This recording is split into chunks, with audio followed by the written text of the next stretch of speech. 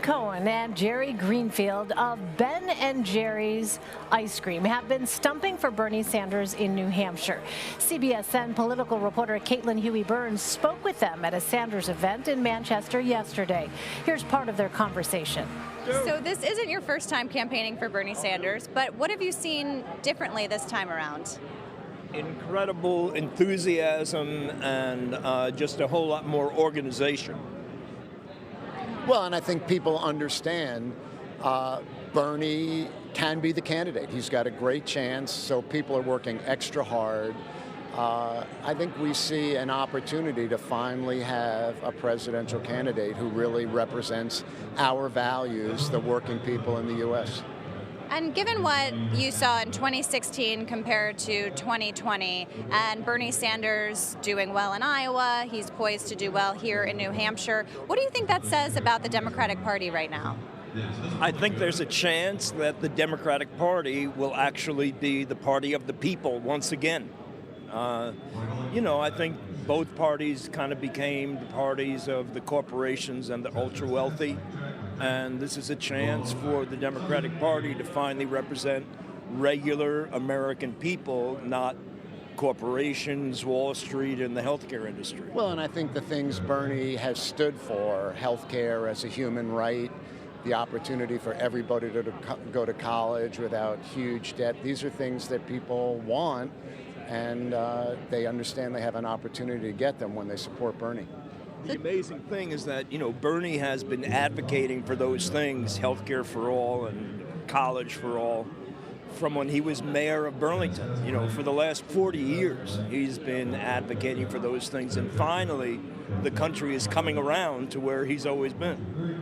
There has been some concerns raised by some Democrats about whether Bernie Sanders can actually win in November. What do you say to those critics? Bernie beats Trump in every head-to-head poll that they do. Bernie beats Trump. The conventional thinking is that the mainstream candidate has the best chance, but polling says absolutely that Bernie is the best chance we've got. The way to win in November is to generate a tremendous amount of enthusiasm that'll get people that don't normally go to the polls to get to the polls. And there's nobody who's going to generate the enthusiasm that Bernie can generate. How closely were you watching the Iowa caucuses, and what do you make of what happened there? Do you think that's going to have an impact on New Hampshire, or does New Hampshire just like to go its own way? The result out of New Hampshire, out of Iowa, was a tie, and I think that if there was, somebody who. Of course, Bernie won the popular vote, but if there was the official winner, that would have given that person a lot more momentum. And now, it's kind of muddled. Do you think that impacted Bernie Sanders here, not having that momentum out of Iowa? Not really, because he's had tremendous momentum here. He's been huge support here, from 2016 to now. It's just grown bigger.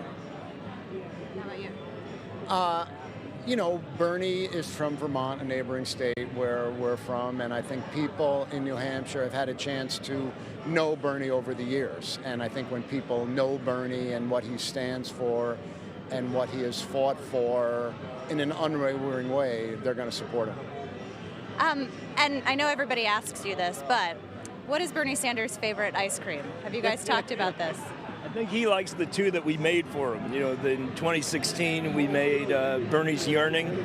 That was essentially mint chocolate chip ice cream where somehow or other all the chips had risen to the top and congealed in one giant chocolate disc representing all the money that flew up to the top 1%. And this year, the flavor is Bernie's Back, which is a hot cinnamon ice cream representing our revolution, holding politicians' feet to the fire. It has a stick of butter crunch up the middle, molded into the shape of a spine, very stiff spine, no wavering on Bernie, and then the same big chocolate disc on top. All right, hot cinnamon and butter crunch. We'll have to get that on our set tomorrow night. And if you're thinking about a flavor that could kind of represent what we're seeing here in 2020, what would you suggest?